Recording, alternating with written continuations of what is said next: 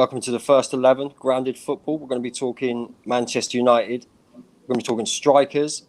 We're going to be talking Chelsea, Frank Lampard, and we're going to be talking Arsenal because they're back. But yeah, Grounded Football. I've lost sound. No, we're good. We can hear you. We can hear you. Yeah.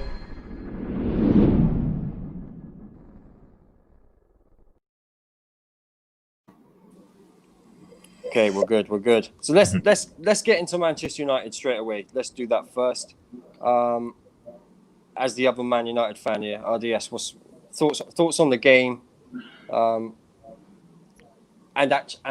how we started and how we finished? Like this, I want to hear about that. I mean, it's weird because I actually missed the first five, so I had to rewatch the first 10 minutes. So, but I mean, it was a sloppy goal to give away from a defensive point of view. That is one of the risks that you get when you play a higher line. The irony is that I don't think we actually concede. Well, I say we don't concede, we conceded. But anyway, it was a sloppy defensive mistake. We shouldn't have conceded that goal. And giving one goal to a Fulham team who are obviously going to play a low block, who are obviously going to frustrate, create problems. But to be honest, after they scored that goal, I don't think Fulham really did much. And Manchester United had the ball, we dominated possession, and it was only a matter of time. Bruno obviously had the shot, hit the post a bit unlucky, and then Cavani goes in. And obviously we'll talk about strikes in a second, but these are the types of things we're talking about a number 9. It's sensing when you're going to have an opportunity, being able to read the game and being in the position to actually make things happen. And that's what I'm loving to see about Cavani. And he's 33. I don't think he can play every single game, but you look at him, you can't drop this guy. You can't drop him, maybe for some games, but he's got to play every time, and it's going to cause Solskjaer a headache. Going into the second half, I don't think we came out as aggressive as we finished the first half, to be honest. We allowed Fulham to come back into the game quite a bit, had quite a few chances, and were causing a few problems, especially with Ruben Loftus-Cheek and Lukman with their runs. But poor Pogba, man. That's all I can say, really. Sometimes you need that class, and he scored, I think against Burnley, against West Ham, and obviously this goal here, he comes up clutch, and when we're talking about competing for titles, right, and this was similar, I guess, in the City game when you saw Bernardo Silva come and do things. You can't just, like Kevin De Bruyne went off in the City game and you're like, oh my goodness, the creator is gone. And then someone steps up. When you're talking about actually challenging for titles, which is why I think that, no disrespect to Chelsea, but they're not going to be nowhere near that, or even Spurs for that matter, is that when one or two of your players that normally that you rely on and score goals don't perform, you need other players in your team to step up. And so far, let's be honest, for what we've seen, we're relying on Bruno and Rashford to basically come clutch. And in the last month or so, it's actually been poor Pogba who stepped up, despite the criticism that he's gotten. And fair play to Ollie for actually managing him, because if this was like an Ozil situation or something else, who speaks out about certain things, he'd be benched, he'd be dropped, etc. Instead, he's managed him in an appropriate way, and we're getting the best out of poor Pogba. And if we do, we're still not going to win it, but if we do win this title, it will be because of the contributions of poor Pogba. So we left it it was a bit iffy at the end. That I thought that deflection was going to go in from Eric Bay, but it didn't. And we move on. Next game is against Sheffield United, which hopefully will be a lot more straightforward than this game was. Although we did concede first to Sheffield United last time we played them, so who knows? But we go again. So I'm happy with the win with the league. And it's over to Liverpool now. And City for me. And I think I'm not sure if Danny's going to make it, but we'll wait to talk about Leicester because I know he wants to talk about them. Kesh, can you hear me? Yeah, I can hear you. Did you watch the United game?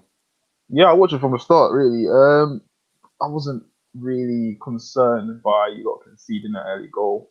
I felt you're playing Fulham, you've got Bruno, you've got Pogba, your class will shine through eventually. Obviously, it took a bit longer than we probably would have imagined, but that's just down to a good setup from the Fulham team in their low block. It was a good tactical plan by Scott Parker. Yeah. And then eventually, as Red Devils, who you were saying, like sometimes these games you just need someone to step up with a bit of individual brilliance, and that's one of the signs of a team that's in the title race. You know what I mean? So obviously, Pogba scored, in my opinion, probably his best goal ever for United. In my opinion, like it was just sheer class. Just I felt the game. The goal you conceded was very sloppy, but I do tend to think that there's always a chance to score against Man United. It's just that a lot of teams probably don't take it when they do get it. You know what I mean? It was a good finish from Lookman. You lot had quite a few chances, but I feel you lot are still struggling a bit because Martial's yet to step up as of yet. And I feel it is an hindrance to you lot at the moment. I know off the ball he does do good things and everything. On the ball he does do a good thing, but when it comes to like the final end product, I know there was a chance where he was offside and he went for a diving header. But a quality striker that we believe he should be would have just took that down and slot it. Yeah. Him trying to score a diving header from there, I just thought was just Rooney's not doing that.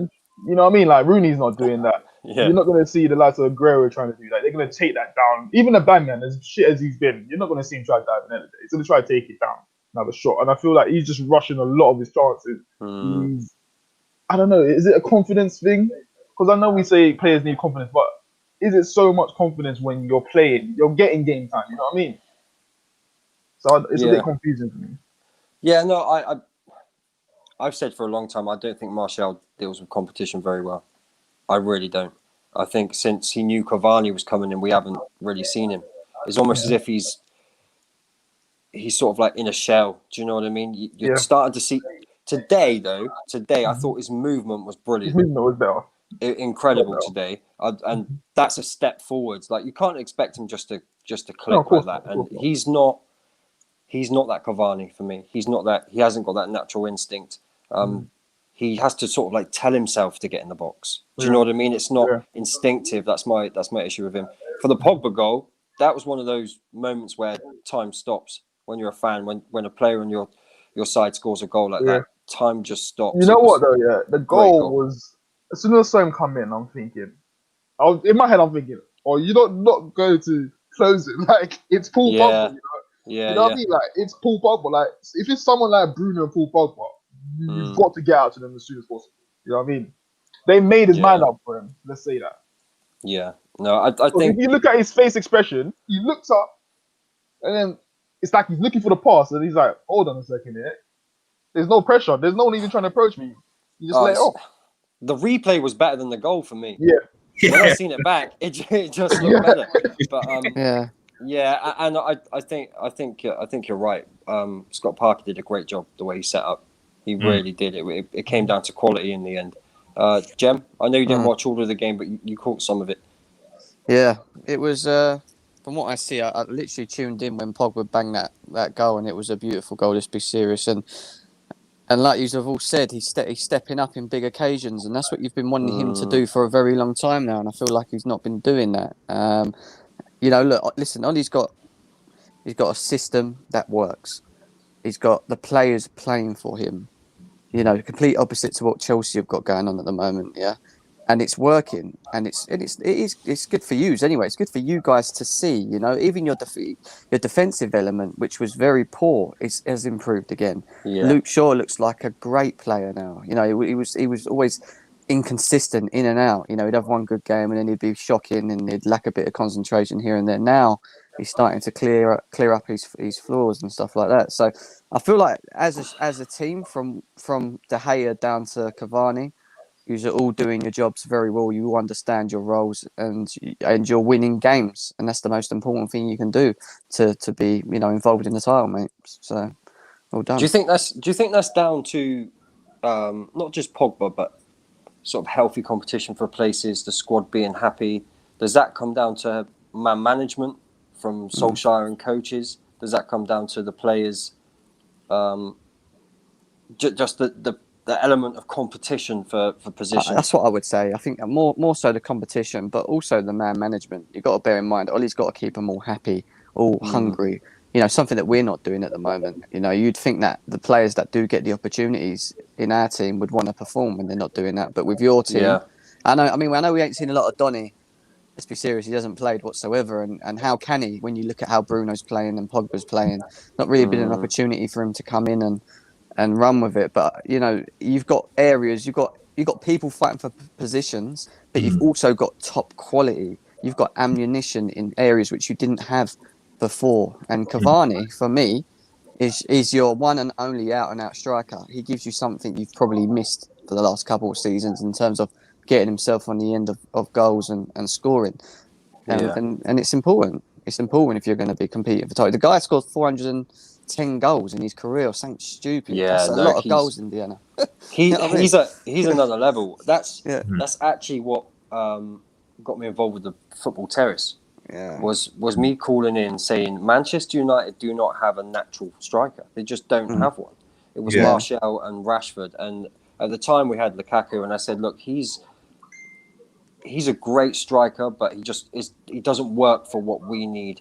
We need that. I'm not sure, because I don't actually think Lukaku's movement is great. I'll be honest. I think he's great at bullying his way forward. He does hold the ball up very well. That's a myth that the ball just bounces off of him, in my opinion. Yeah, I agree. When you look at Cavani, his movement is outstanding. The man runs from minute 1 to minute 90. There's a reason why he can't play every game. I think he's got the best movement in the league. I'm not even joking. In terms of position, there's not a striker that's got better movement. Shouts his defensive capabilities as well. So many times I see him coming back into the midfield, coming back deep, trying to win the ball, even on the set pieces. Sometimes he's first on the ball to clear it. So he's not even like one of his number 9s that is like, I'm just gonna wait for the ball to come and do something. He's actually seeking the ball and wants to come and wants to help the team. And his football IQ is next level. I've turned it on. He was like next to Maguire doing sliding tackles, and he's like 30 or 6 years old or whatever. I'm like, wow, look at the attitude. He does everything for me. He does everything perfectly. He knows Bruno's going to press the ball. He drops in the hole straight away. The minute the ball goes back, he's dropping back. Bruno's pushing forwards. It just works so well. It's a shame he is 33. It's a shame he's 33. 33. He wasn't doing much at PSG for the last 2 or so seasons. So I would have, if there was a way to have got him 2 seasons ago, we would have been in a completely different situation. Oh, definitely. I don't know why they let him go. He's still got it. He's still got the movement. He still scores goals. Like he still would have, contributed to that team. It don't make no sense. It is what it is. Alex says he the guy that will give his most in the game. He gives you everything. He's always been like that, though. He's always been that player. Even with PSG, when he was pushed out to the right, he played out to the right at PSG. I think when Zlatan was there, he did it a couple of times, and even Icardi, because Icardi's a striker I rate, by the way. But this does bring us on to strikers, and you make a very good point. I've said this many times. The best strikers in the world are over the age of 30 for me. Or they're very, very young. So you've either got potential or just world-class strikers over the age of 30. What's happened in between? What's going on in between the age of 30 and 22, say? RDS, what's your thoughts on people strikers? just wanted to be wingers. And I think maybe because of Messi and Ronaldo, I think the ambition of a lot of young players was to be basically wingers, attacking midfielders, etc. And so even a few years back, we realized, because everyone wants to do that, we're not even seeing quality centre-backs coming in. So then in the last couple of years, the value of centre-backs has gone up, which has kind of made people more conscious of that fact. But I think people have almost taken for granted the importance of a striker because of the fact that you're seeing cams and wingers and stuff like that, like Salah and Mane scoring tons of goals, that the real purpose or appreciation of striker is kind of diminished almost, because we don't expect, no one really expects to say, right, okay, I expect my number 9 to score somewhere between 30 goals a season anymore. You think, okay, if he scores 15 or 20, it's okay. It's 15, even 10 or 15, it's okay, so long as the rest of the team can contribute in terms of midfield, cams, etc. But football seems to be involved in a way where, at least from what I'm seeing, that like teams are increasingly being more pragmatic, adapting their team to the situation. And I think the problem with pragmatic football is that, you know, how can I put it this way? The great thing about a number 9 is that their main purpose is to sense and seek out a goal. And it's obvious sometimes, with the exception of City, who are doing a pretty good job of it, it's very difficult to come against score goals if you're basically playing against teams that are increasingly more pragmatic, because you're lacking an individual who has that instinct for goal and has that talent for a goal. You know, so that's why, you know, you I watched the Leicester game. I normally talk about Leicester and Chelsea game. You know, so even looking at Vardy and the runs that he was making, you know, you can see the difference between him. I'm not going to get into arguing about if is Timo Werner a right wing or not, but let's just say, for argument, that he is supposed to be Chelsea's number 9. It's clearly obvious the difference. It's not just necessarily about ability. It is also about intelligence on when to run. Okay, your chemistry between, obviously, and you know, and even just how you are on the ball. You know, so yeah, I just think that the Messi and Ronaldo era popularized that particular style of play, you know, whether it's attacking mid, winger, etc. And I think that the traditional striker, I think, just came out of form. And I also think that people just don't rely or need strikers to score. I don't think there is as many top quality number 9 strikers out. I think the times have changed a lot. I mean, when you think about it, I think of Eric Haaland, which goes back to what Indiana said, on the younger side, and then you look at Harry Kane, who's I think middle age still, isn't he? And then you think of Sergio Aguero, who's getting older, Lewandowski, who's in his 30s now. There's not. It's weird. There's not that typical number 9. Like you said, it's goals coming from your wingers more so, or your 10s. I don't think it's that. It's different, is what I'm saying. Let me just read this comment out a minute, Kesh. Experience is important in a team, and Cavani brings that. He does bring that, but it's also instincts. It's also his football IQ for me. But I do agree with you, Kesh. Go on, what were you saying, man? I don't think it's a thing where those strikers are not available. I just feel the teams now that are at the top or don't find them fashionable anymore. Because there's strikers like he plays for Atlanta, Zapata. I've been watching him for the last 3-4 years, and I've been thinking, I'm sure this guy can go and play at a credible club and actually get goal contribution. But teams just don't seem to find them fashionable anymore. And that, for me, is the reason why we're looking at the likes of Martial playing for Man United, for instance, and leading the line. But when you look at his game, you see the things that are missing. That hunger, that passion to make those runs to the near post. Like he's a new fashion sort of striker, isn't it? And I don't. We're saying football's changed. Is that what we're saying? Yeah, that's what it is. Like, I think football's changed. Like, you know what I mean? Like even some fans, like obviously, I can't speak for you lot, but there's some fans that will look at it and think, nah, I don't want that. Like, you know what I mean? Like, I want a striker who's going to get on the ball and look all pretty on the ball and everything. But no, a striker's job is to score goals. This is plain and simple. You know what I mean? There just isn't any more Alan Shearers or Mark Hugheses or Blimmin, do you know, them type of like strikers anymore, where you could just knock the ball up and you know if you like Didier Drogba knock the ball in the box, you know he's going to get at the end of it and somehow convert it. Like you don't get players like that anymore. It's changed so much, you know. It's instincts, isn't it? Look at Wolves without Jimenez. He's an instinctive striker. There's not many. It changes them completely. I know they've lost Jota and he's full of energy, but it's not just the goals. And I find it hard to believe that sides don't want these strikers. I really do.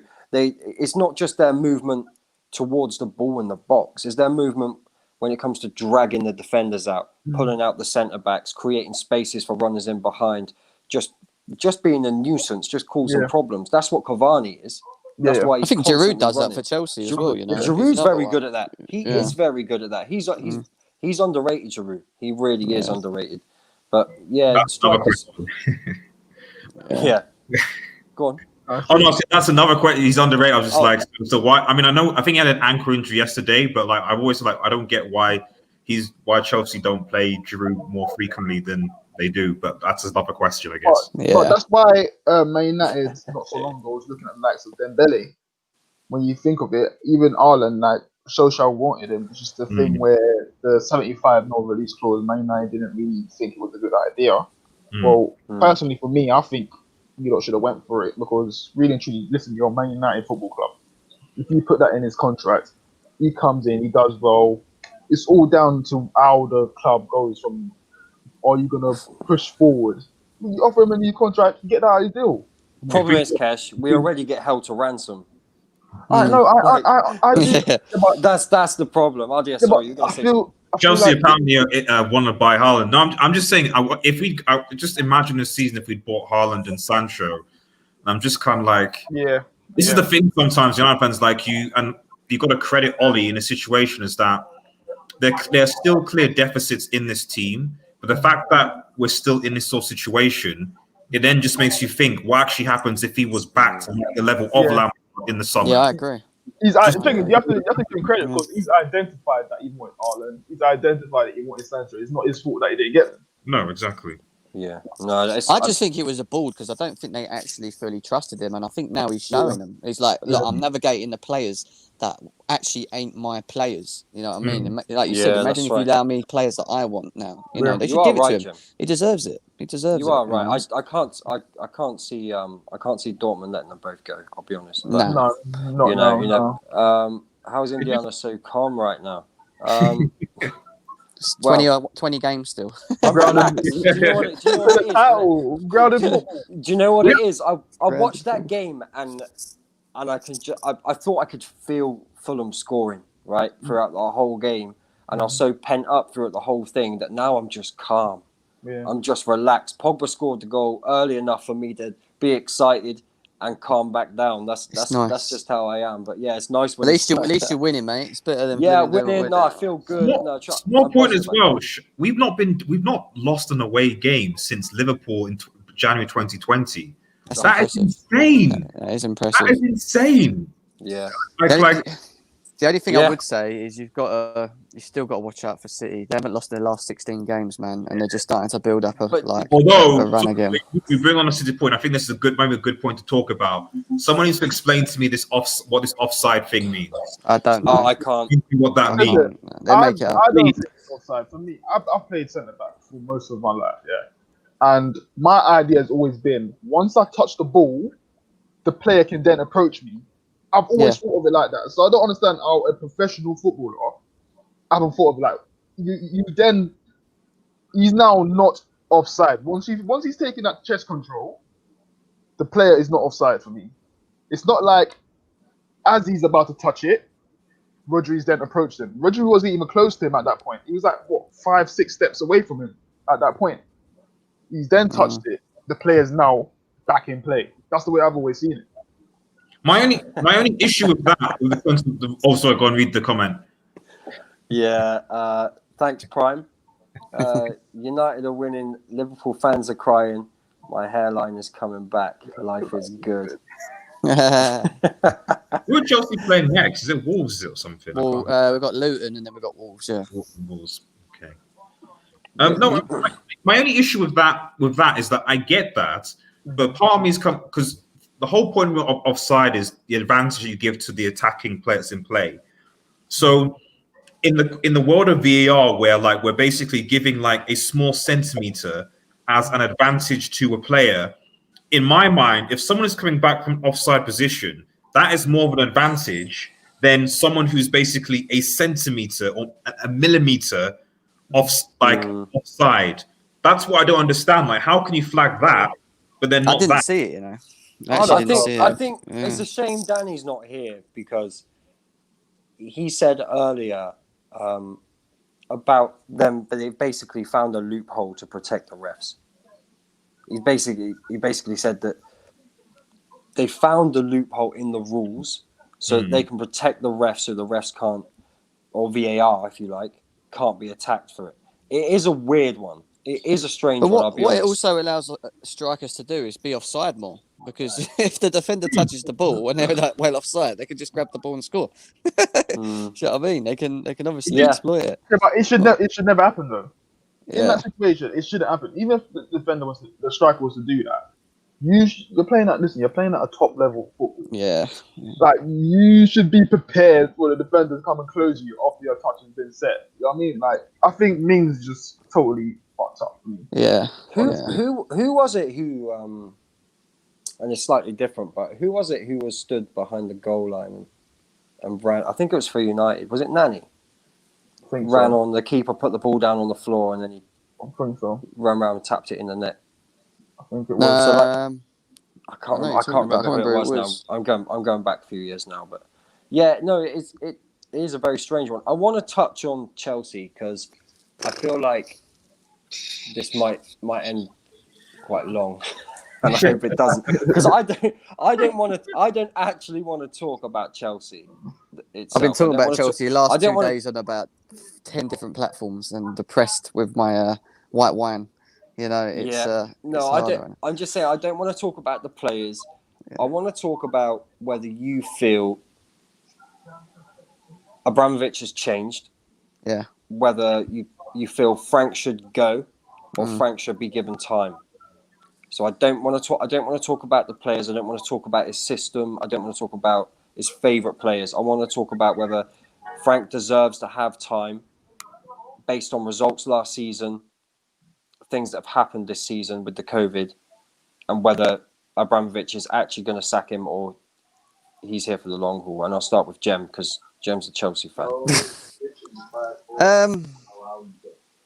I don't think. Look, I read something today, and it seems like they're going to give him more time. Whether it's because he's a club legend, which I think it might potentially be to do, or is it because they've actually not been able to tie down the summer target more so?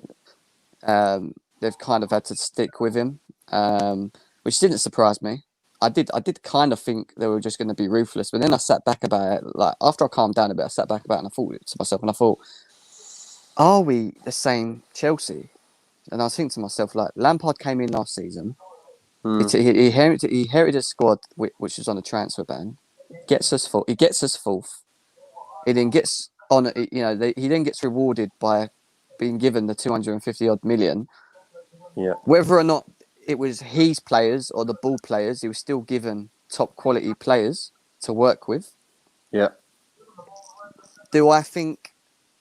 Obviously, he's not got the best out of him, and it's clear that it's becoming more of an issue. What gets me more with it is that I think there's a mentality issue between him and I know we don't want to talk about players, but him and the players. And I feel like if they can't see his philosophy and where he's going, and they're clearly not showing it on the pitch, then he shouldn't be there. Is my answer, because they're not understanding where he's going with it. The only other thing he should do now, in my eyes, is sit down with his coaching team. He's already had a chat with the board. He knows that he's staying for the next couple of games, and he should completely change and revamp his ideas because it's not working, and try something different. Because he's been too naive up to now to even think about changing or doing something differently.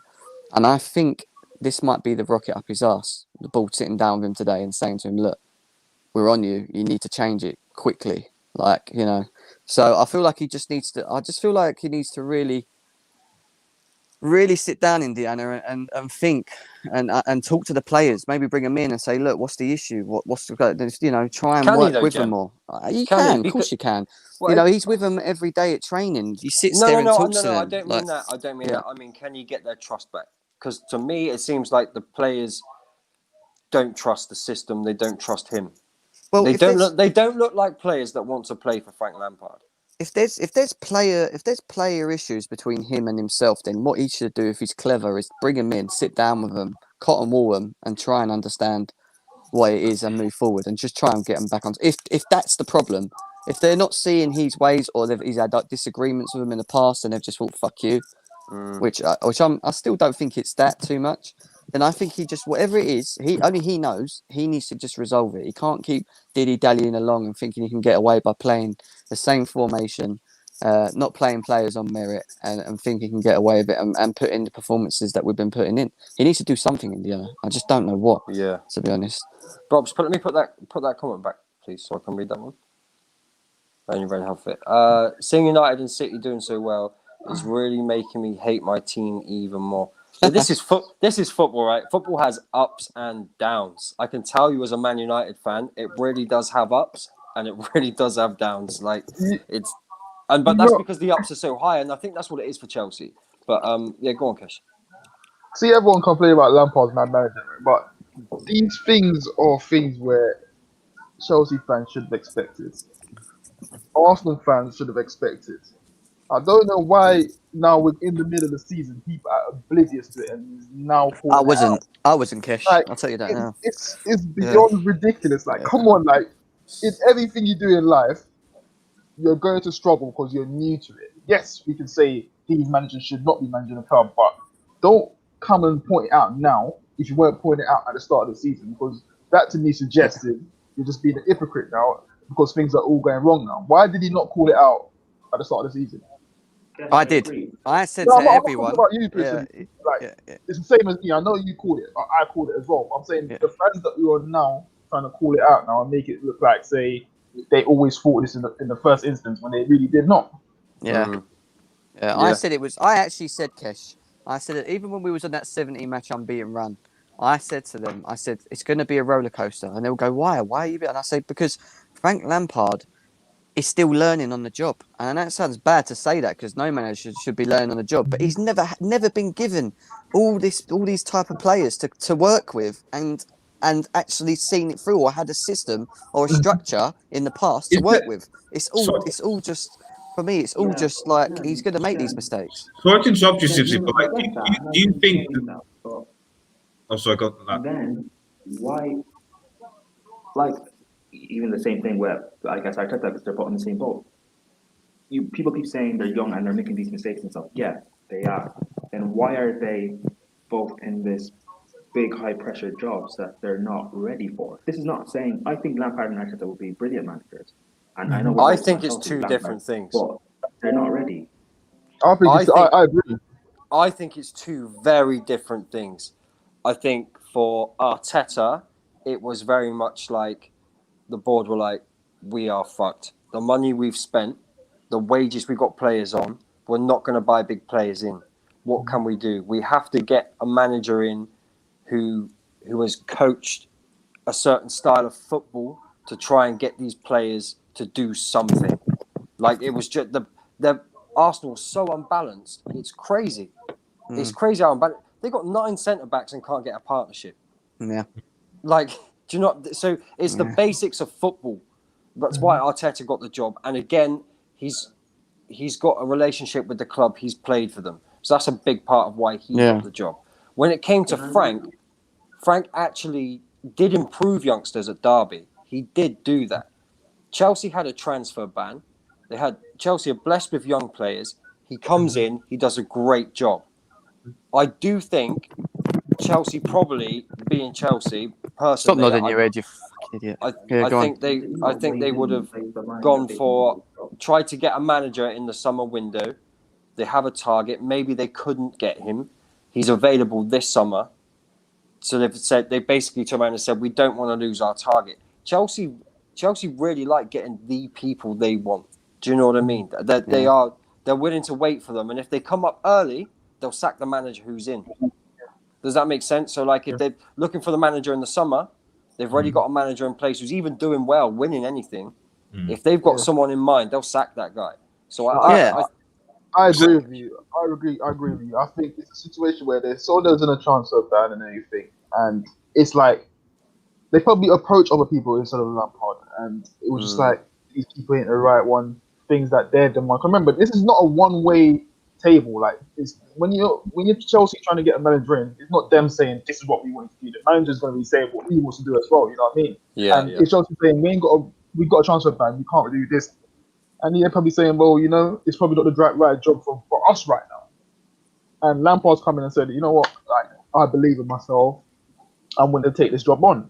Yes, you could argue that it's going to the shits right now. And maybe it is the right time to get rid of him, but that's down for Abramovich. And let's face it, normally back in the day, how many times have we seen Abramovich sack a manager? Why have they not done it now? Because it's Lampard. Maybe it's a cultural change because for me, the culture at Chelsea all the time is the problem. Yeah. So you've rightly said you had 3 managers. You had what happened? Mourinho, one title, then had a bad run. Okay, you sack him. Conte comes in, won the title, loses players, you sack him. Sarri got top 4 and won a trophy, mutual consent or whatever. And this culture of like sacking managers of success, but also players that where it's accepted that they just down tools and it's fine. Yeah. You know, I think that, you know, there's got to be at least an element of like, I know, and I've thought about this a while because obviously I'm a United fan, banter, Lampard, etc. It's good at Chelsea, whatever. But purely from an objective point of view, like this model of sacking managers and players throwing their toys out the pram and things don't go down the way is not a long-term strategy. Yeah, I agree. And I do think the football is evolving. Yeah. So you need to be building. And I think that's where you're seeing a lot of these young managers being appointed because, quite frankly, there's just not enough great managers out there. There isn't. Like, taking a risk. My thing is, I've spoken to other Chelsea fans and I've asked them, this project or path we're trying to go along, longevity and attacking football, whatever, are you cool with it? They all laugh, so fine. But why is it when Lampard, because I see these Lampard fanboys that keep saying, Lampard is the only guy who can do this. If we sack him, we're going to continue having a revolving door of managers. Why is it only Lampard that we can do it with? You can say there's no more legendary world-class managers around, and that is perfectly fair. But there are managers around like Tuchel, like Hasenhuttl, Nagelsmann. That's recent, though.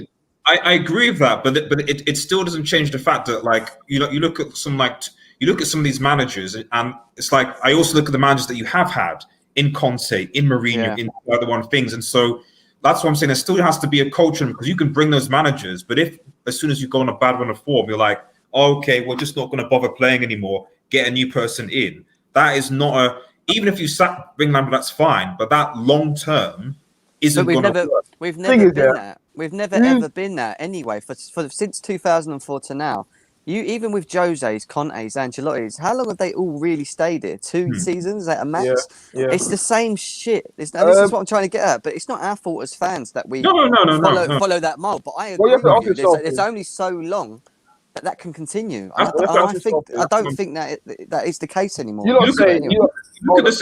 look at the successful teams right now in City, in Liverpool, and Bayern, and all around Europe right now.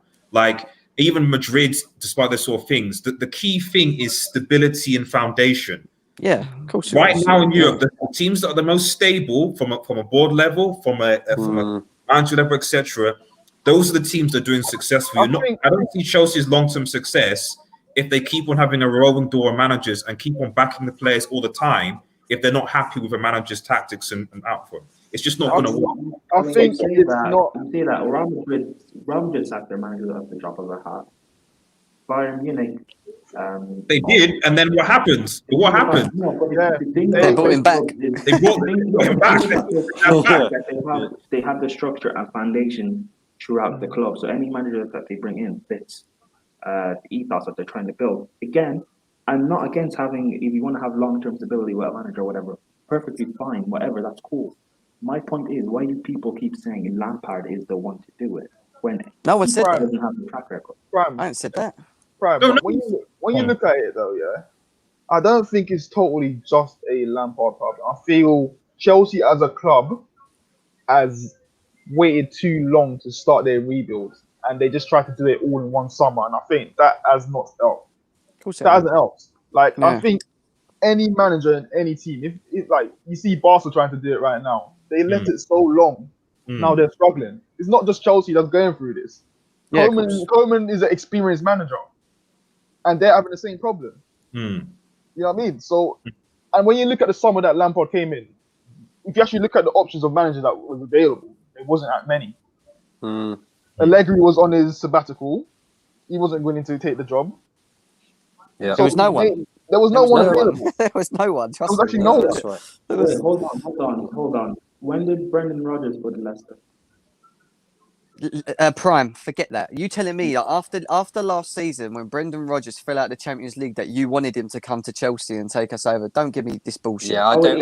That's no, rubbish. no, That's no. absolutely rubbish. No, This is because what I'm if saying you're with doing this Chelsea, thing with Lampard, Brian. if you're doing this thing with Lampard, where he's growing these young players and we're building something for the future, rather than Rodgers. It is a fair point you're making. No, it is a fair point. That's my point. No, Prime is My making point a is fair get point. a better manager to But do what it. I'm going to say Is he? but what I'm going to say is, Yeah, what I'm sorry. going to say is, I mean, that's no Chelsea fan at that time would have wanted Rodgers. In hindsight, is everything. You're looking at it with hindsight. If you told me before Chelsea had Lampard, he's Chelsea not fans would have been up in arms. Yes, Rodgers. It wouldn't have been like It that. would, that's We exactly all what know I'm that. saying. Yeah, I agree. Cash, Chelsea fans didn't want us to bring in Rafa as the interim, but he did well with us. We understand. No one's saying that Rodgers wouldn't do well, but I'm just saying that was He's not. not. He wouldn't have been in my at list. that Yeah, point. I wouldn't No, have. he's looked not at the them. target. Yeah. He's No, he not the wouldn't have been. target, is he? He wouldn't have been, no. That's the not point I'm Rodgers, making with it. But my point is that as the board, right? Because fans can say whatever they want, but as the board, is your job to do your proper research in terms of getting a manager. So that's why I don't really understand the Lampard appointment. If this was 3 or 4 years, I do understand that. I do understand the Lampard appointment. What are you talking about from when he first come to Chelsea last season? Are you talking about? I fully understand why we appointed him last season, because he came in, he took over a squad that had lost their best player in Eden Hazard. We're bringing in Tammy Abraham to lead the line and Mason Mount, who, to be fair, it would have been Mason Mount's first season in the Premier League last season. And they thought, well, while we're on this ban, why not bring someone in that wears the badge in his heart and see if he can get the best out of these youth players and see how it goes. And for me, Lampard succeeded last season. He got top 4. No one expected him to do that, and this is why he's been rewarded this season, in my eyes. And you bring up that Winter Surface comment. Winter Surfer, the one there. The reason why I say no manager was available, I'm talking about top managers. Top managers you can come in and run the ship from the word go. Chelsea was never going to approach a top manager that's already at a top club while having a transfer embargo. It was never going to happen. Never. Ever. No. Come on, let's be serious. I agree. Okay, I we agree. need to move on. But firstly, people hit the like button, share, subscribe to all these channels as well. The people on here have their own channels. Cash doesn't, he's on EGTV, and all the socials. They're all in the description. So all you got to do is go down into the description. The links are there. Click on them. Go and subscribe. I don't do that enough, do I? Hang on. Which is actually quite good considering Man United. Yeah, no, that's great. No, I appreciate you all being here, man. No, for some reason we're really lucky with this channel. Like, no matter what's going on, there's always people in the comments, and I really appreciate that. I just want to go through quickly, and to each of you and ask: should Frank stay or go? So, Prime, would you keep him or would he go? As of right now, I still genuinely right now. Yeah, as of right now, I genuinely think we can get top 4. So no, I wouldn't sack him now. I give him till the end of the season and then assess things then. Okay, Jem. It's a tough one. I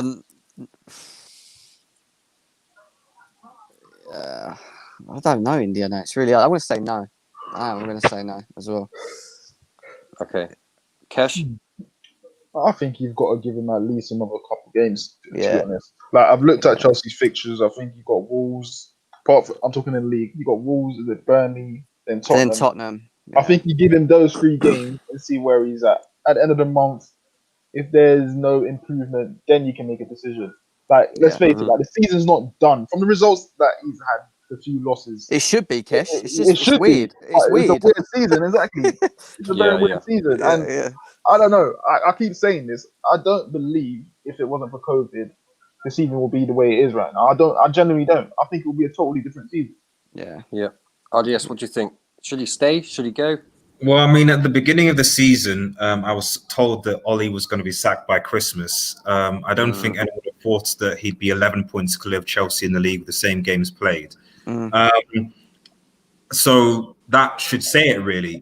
So things change. So things can happen. So for me, I think the big issue is that fundamentally Chelsea got tons of players in, and there's a lack of chemistry. There's a lack of. I don't think that's so heartily on the manager. I don't think Chelsea are going to make top four. I don't think that's going to happen this season. They have to. They have to. They have to. After that, I watched that Leicester game yesterday. You're not making top four, man. Leicester were just a far superior side. Yeah, but that's just based upon now. I don't think you can rule it out. I genuinely don't think you can rule it out. Yeah, You can't rule it out. We're halfway through. We're halfway through the season now. I know. Look at last season. Look at last season. It's very possible they could go on a run. I give credit to Leicester, and I feel Brendan Rodgers he's passing. He's trying to pass those hurdles that he normally come on stock on when it comes towards the end of the season, and we have to go by what recent history, and recent history suggests that he always tends to. But the big thing to realize with that is that, like, especially around that time, Leicester City had a lot of injuries. So my issue with Chelsea right now, this is Chelsea's first 11. Yeah. There's no one to come back into this. Like, okay, fair enough. United, City, the Wolves get injuries and players come out, fine. But there's no one to come into this Chelsea side. This is it. But if Arsenal, listen, Arsenal's been the worst team out of the big teams. Yeah. Hang on, Kesh, we'll get on. I'm not going into it. I'm just saying, if we can string a few runs, there's nothing to suggest Chelsea can't do the same. Yeah, there's too much quality in that team. That's the only thing I would say. Didn't you? You can't tell me if ML Smith Rowe, Martinelli, and Saka weren't playing, that you'd still be in that's what we were talking about earlier when Jen said he's being naive and he needs to actually acknowledge that he needs to do something different. We've been calling for Arteta to do that. I've been calling for ML Smith Rowe for a while, but I understood he just came back from an injury and it took a while. So maybe the time will come where Frank will be like, okay, I need to do something different. You know yeah. I agree. So who's coming in is my point. Who that hasn't played? It might not be coming in. It might just be a different system. It might just be players waking up. Listen, we're gonna have to move on from this because we're just gonna go around in circles. We're gonna go on, Wait, can I say my last point though? Go on, then, Cash. Why can't Chelsea go to a three at the back and get Werner? Since you don't say he's meant to be playing through the middle, he will get more opportunities. Why don't you play him and Giroud as a 2 with a 3 at the back and Chilwell and Reece flying forward? Because then you lose your wingers. Ziyech wouldn't be playing, Pulisic wouldn't be playing, Cho wouldn't be playing. Ziyech can play through the centre though. Him and Havertz can play in behind Werner and Giroud. He's just not going to do that. I don't know, but I'm not convinced by that one. But the only thing that would stop us from doing that is the fact of you'd have to drop him out. You don't do that. So. Listen, I think it's very. There's a massive difference between having top players and having a great balance in a side. I don't think Frank has actually found that balance, which is why he's always messing around with it. Like, he just doesn't know. It feels forced to me. If he has lost the players, he needs to go. I'm sorry that I've never seen a manager successfully turn it around. We're not talking 15, 20 years ago when the manager had all the power. Players do have all the power now. The manager will be the first one out the door. But people in the comments, make sure you hit the like, share, subscribe. Again, get in the description. Everyone's links are in there. I want to move on to Arsenal for the last 10 minutes. And the turnaround there, the players that have been playing, the ones who've dropped out, Aubameyang scoring again. Arsenal fans are happy. So, Kesh, I want to ask you, what was the big turning point for Arsenal? Big turning point for me is just getting actual players in positions that they should be playing, which is one of the reasons why a lot of the fans didn't understand Mikel's lineups at times. I feel the likes of Emil Smith-Rowe coming in and actually occupying the spaces, the little pockets in the final third, it helps strings the passes from the midfield. Like, if you watched us in the first 2 months or whatever, well, the last 2 months when we was actually losing, whenever the midfielders had the ball, like, I think they're shit, and the midfielders are shit. But at the same time, they never had no one to collect the ball in the forward areas. What you tend to see was our forward players just standing still, not making any runs in behind, not showing for the ball, what you get with Smith Rowe. He's a very clever player. Like, he's not the most silkiest of players, or he doesn't dazzle you like that, you know what I mean? But what he is, he's clever. He gets the ball, he moves it, and he's always trying to penetrate. Like, he's not trying to complicate the game. It's like, I'm going to get the ball, I'm going to look for whoever's in front of me, and we're going to keep the ball moving. And it makes a big difference. And you can see the chemistry that him and Saka have, and that's just from playing together as a youth players. You know what I mean? Like, them two, included Laka, like, I would love to see the actual stats of how many times they play with each other, like the passes between each other, because I feel everything goes through them three if we're going to score. And now you saw the last game with Partey. I actually noticed something with Partey being in the team. What I've noticed is Xhaka doesn't have to be on the ball as much anymore. Partey is taking command of that. And I feel that actually helps, because what you tend to get with Xhaka is Xhaka gets on the ball sometimes and he slows it down a bit. With Partey, everything about it looks forward. Instinct is to go forward. Yeah. So it puts us on the front foot all the time. And if you're on the front foot and you're playing your opponent, you're always going to have a chance of winning. But when you the last 2 months, what you saw is we'll get the ball and we're passing it sideways. So there's no danger for the opposition. So the opposition are already set and ready to. Sounds like Chelsea. Hit us on the counter. You know what I mean? So. No, I agree with you, Kesh. I think Xhaka, I've said to you before, actually, directly, Xhaka always, when he's got the ball, he always looks afraid of losing it, of doing the wrong thing. So he takes no risk at all, which means he's not confident on the ball.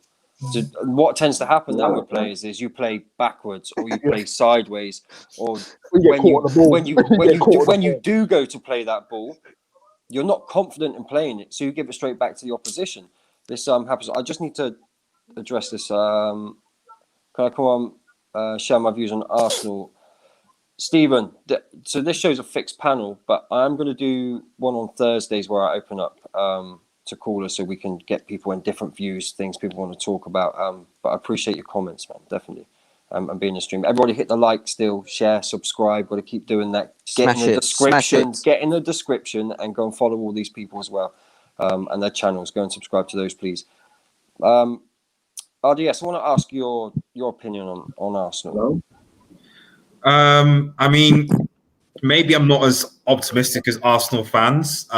It's obviously clear that the youngsters have made the difference. Martinelli, Saka, Emil Smith-Rowe. Ironically enough, when you play with a creative midfielder who creates chances, you know, instead of isolating him and sending him off to Turkey, you can do something, you know. So when you're playing with creative midfielders, so that's obviously helped. I think that I'd argue it's a bit of a disgrace, to be honest, that the more senior and experienced players, like Willian, for example, to a certain extent, Pepe, haven't really been able to do what they're supposed to do in the big games. My only worry really is when any team relies on young players, like even speaking of United, this one with Greenwood, for example, last season, is that when they do inevitably go into a lot of form, and they will. They're not always going to be able to. Are the fans going to still back? Are the fans still going to back them, still support them? Are the senior players around them? So now you're saying you look at United, you look at Bruno, Pogba, Cavani, more experienced players. Greenwood and Martial and the like are not stepping up as much, you know, because they want to form. So you have the experienced players there to do the difference. And my only issue with Arsenal is great, they're on a good run, it's fine. But when someone gets an injury or when Smith-Rowe just has a couple of games where he's not firing, are the senior players going to be there to really step the gap? And from what I've seen so far this season, I'm not really seeing much from Arsenal's more experienced players. And that's the only worry I would have. No, I agree. I totally agree. Yep. No, I get that. Shout out to Kieran Tierney as well, by the way. He looks like a very good player. I'm probably the player that I'm receiving Ben Chilwell was supposed to be for Chelsea. But he's the best left back in the league. I've been saying this. I agree. No, I don't think so. Well, no, I think he can. Top three. I watched a lot of him. I don't think he's the best. I watched a lot of him when he was in Scotland, and he is quality. He really is quality. And for me, I think Arsenal are one of the most unbalanced sides in the league. I think if you get a balanced side and then you have him in, you've got to play. Work. You really have. He always looks forward, doesn't he? You know, on the ball, he could always take on a player as well, which is he's got that grit about him as well. Yeah. You know, He's not going to shy out of a tackle. Yeah, Yeah. Prime, thoughts on Arsenal? What's the big change in Arsenal? What's happened? Obviously, Martinelli's coming in and having like come back from injury. Smith Rowe, kind of, yeah, but I think it's also the fact that Saka has the weight off his shoulders and he's not having to do it all himself. And he's also back in a bit of form as well. It also helps that you've got a goal scorers scoring goals. So, like I said, I think that if I was an Arsenal fan, what concerned me is your uptake in form. Would your board then say, "Oh, well, Smith Rowe is playing well. We don't need to go out and buy a creative midfielder." I disagree because they're actually proactively trying to find a solution, whether it's going to be a permanent or a loan. For me, I would take a loan rather than a permanent because in the summer you will tend to find a lot better solution rather than you overpaying now in January and getting a player just because of desperation. All you need right now is someone who's going to come in and share the burden with a Smith Rowe, someone who you can rotate with him. Are you not worried about that though? Because 2 solutions ago it was Pepe, and the solution to that was Willian. So it just feels. I feel like I know. I'm not. No. I get you. I'm just asking whether you feel like the Pepe one are identifying the right players. The Pepe one, yeah, I don't feel it's got any connection to do with Arsenal because, as you know, it was a Raul Sanelli deal. He was involved with all these agents, and whatever they've done behind the scenes, they've done. He's now gone. So the Pepe one, I just take it with a pinch of salt and I just brush it away. I don't even care anymore. You know what I mean? The Willian one, I feel okay. Him and Edu's got the same agent. They totally made the wrong mistake because Arsenal is a team who's trying to rebuild. You don't bring someone like Willian who's literally at the twilight of his career. It didn't make any sense for me. But I feel they've looked at it and thought, you know what, he's a Premier League experienced player. We've got the likes of Pepe who's not firing. Maybe he can come and add some competition, but it's totally not worked out. For me, I feel that they've learned from it because, as you saw, we was being linked with Christian Eriksen for how long. And they've said, you know what, we're not going down that route. So I think it's the thing where they've learned from it. And look, they were looking at Brent. They was looking at Brent Dior. And they've not rushed into that decision. Like, I thought January window they're gonna rush into it, and I was thinking, don't rush, please do not rush and sign a player because you're desperate. Just make the right decision. And for me, they're saying they want loans. That's the word. That's the news that's coming out. So I think a loan will be the perfect opportunity. They're now saying they've spoken. It's been confirmed to Odegaard at Madrid. For me, if you can get Odegaard at Madrid on a loan, you can't complain. There's no caution there. Like, he's a player who's got bags of experience. He's been on the block since he was 15. I know some of the fans are saying, but that's the same thing that was said about Ceballos. No, you can't compare Ceballos and Odegaard. If you look at the numbers that they produced and whatever, and things like that, if you take the eye test into question and you look at the way Odegaard play and his ability on the ball, he's a far player. Like, he's way ahead of Ceballos. You can't compare the two. And you know what? He's a young player. Like, as he was being linked to Isco, you don't want to bring an Isco in who's, for me, I don't think he's got the hunger anymore. I think he's a finished player. Like, you want someone who's young, who's going to come in and want to actually prove himself. You know what I mean? I saw it because Indiana and I at 12:30 today. Everyone checked it out. We did a transfer talk show, and I was looking through. Liverpool. No, we didn't, Prime. We did a local paper talk, but carry on. You were there. To be fair, he had just woken up. Yeah, carry on, Prime. Go on. What am I trying to say? Yeah, I was looking through Liverpool news, and apparently they're linked to Odegaard as well. Mm-hmm. It could be possible. It could be possible. I don't know. I just think, Kesh, think that Arsenal need a creative player. I know it's going all well at the moment, but that you still miss that player that can get the ball and just create things out of nothing. And if I was going to buy anyone in January, if it's a loan or you're going to buy someone, that is where you should look to. That's where you should be looking to fill the holes for me. I know you need Yeah. more players overall, but just to get you through this season, getting into summer, then you can dump all the experienced crap players and start a rebuild. Is what I I'd agree, say. and that's why I look at the Odegaard deal as a loan, and I think it's perfect. It's the perfect Yeah. solution as a rise. Yep. Let me just read Like, this comment. Sorry, but let me just shout out Go on. Big Gunner. Go and check out Big Gunner's channel as well. The Away Day Show. It's a good channel. He speaks a lot of sense, that guy. So they're rare, aren't they, Kesh? They're rare Arsenal fans speaking sense right now. Yeah, I was going to say, Um, where are they? I don't know many of them. No, Big Gunner really is. Big Gunner really is. I like that guy a lot. Also, it made he's one of sense. the few. He's one of the few Arsenal fans I know that respects Drogba. So yeah. Right. Okay. Thanks, Prime. It made sense.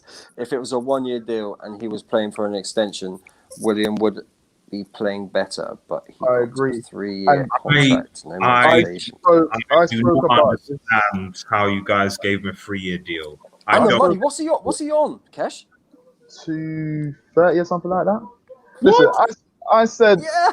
the other day I was speaking about it. That's why What Pepe's the most expensive signing what- ever. What Arsenal tend to do is they offer more than what a player should get without the player actually working for it. You know what I mean? Like, or they'll pay you for what mad. you've done rather than what they expect you to do. You know what I mean? So, like, you can't bring a Willian and give him 3 years when no one else is offering him that. They gave him that money, Kish, because him and Arteta sat down and spoke about winning the Champions League in 3 years. So they gave him a 3-year why- contract. It's ridiculous. That's why I asked him the question. Do you know what? Right? Do you know what? I actually Is that feel, one of those pre-season competitions? He meant Champions League in the pre-season. You know, the pre-season Champions. You got to Cup. be in it first, don't you? Do you know what I mean? Listen, Man. you got to speak it into existence, isn't it? That's what you have to do. Whether it happens or not, I think your fan base is doing that enough. whether it happens or not, you have to get the player in it. But as I say, like as Big Gunner said, if you had given Willian a 1 year with an extension, or even if you gave him a 3 year and you said you're only going to get 80k, like we're in demand there. We're going to make it a demand there. It's either you take it or you leave it, and that's what I mean about Arsenal. They ain't got that ruthlessness. Everything's too friendly. Isn't that why he left Chelsea? Because he wanted Chelsea. Chelsea went for 2 years. He No, rejected Chelsea offered them two. 2 years. He rejected that. And decided to come to Arsenal. We're like, we'll offer you 200k in 3 years. Because No, Chelsea were like, you ain't got 3 years. But in you know your what legs, it is? mate. You know We what ain't it giving is? you 3 years. Arsenal thought they were smart though, because their deal isn't solely that money up front. What they've done is they've added a lot of bonuses, and I feel that's why he tends to play a lot. Because I feel it's more to do with appearance bonuses and things like that to make the money up. And I'm not surprised because I've seen Arsenal do deals like this before. It's the same as when Oxlade-Chamberlain weren't playing. There was a point where he weren't playing anymore. That's because of the deal between him and Southampton. There was due a settlement if Ox kept playing, and that's why they didn't do it. So I'm not surprised. Also, Ash, it was the thing with if he had signed the contract extension at Chelsea, he wouldn't have been first choice. He would have been a backup. Yeah, we were looking to buy him. Do you know what? Now, Though? it looks like Do you he's know not first what? choice now. He might have been right now. He might have He been. actually I might have think been Lampard playing could right have now. depended on him. I think Lampard could have depended on him right now. Because Frank wanted him to stay, right? Yeah. It would have been good when Ziyech and Blim Pulisic and Cho decides to be injured at the same time. Do you know what I Yeah, mean? that's right. Werner's Listen, having to play out wide and miss everybody in the 5 comments, times. please hit the like, share, subscribe. I'll say it again. Get in that description and go and check out. Everybody's names are in there. All the links to their socials and their channels. So go and subscribe to those as well, please. Really appreciate it. Thank you everyone for being here as well. No worries. Let's wrap it up. I think. I would say with Arsenal, there's only one thumbnail you need on YouTube, and that's "We're back," whether they win or lose, because it can go. No, that's not me throwing salt. That's because I think you are like 2 injuries away from losing a game 4-0. Yeah, of course. Again, you're so unbalanced, and you need those players in there. But Smith Rowe, great You talent. know what? Yeah, I don't look at this season, and I'm not looking at the way other fans are looking at it. They're looking at it like, come on, man, look at the way your season's going. Like, let's push for it. I'm not looking at it. I've always said it, and I've said it from the start of last season. I don't care because it's a far-fetched us challenging for the next few years. What you need to do is start finding consistency, and that consistency is challenging the likes of the big teams when it comes to match days, making Yeah. sure you're in the games. Just start doing that. Like when Wolves first came up, that's what they were doing. Yeah. And then the following year, you take a step further and you say we're going to push for the top four. You need to start getting consistency in the team. Bro, are you There's comparing Arsenal Football Club to Wolves, man? Are we talking about that's the level? No, they're not reaching that much. You're misinterpreting. They are top 7. You know, You're misinterpreting what I'm saying. Like, Kes, obviously, Arsenal has not had consistency as a team in how long. And look at the way Man United is now. It's because they found consistency. It's consistency that takes you into. Yeah, it took him 8 years. Takes you up the table. You know what I mean? So you've got to start finding that consistency if you ever want to go anywhere. Yep. All right. Let's wrap it up. Thank you everyone for tuning in.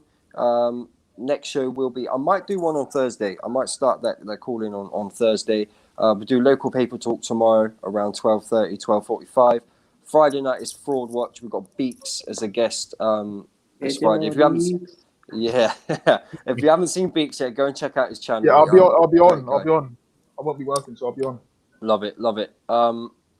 Thanks everyone for being here, and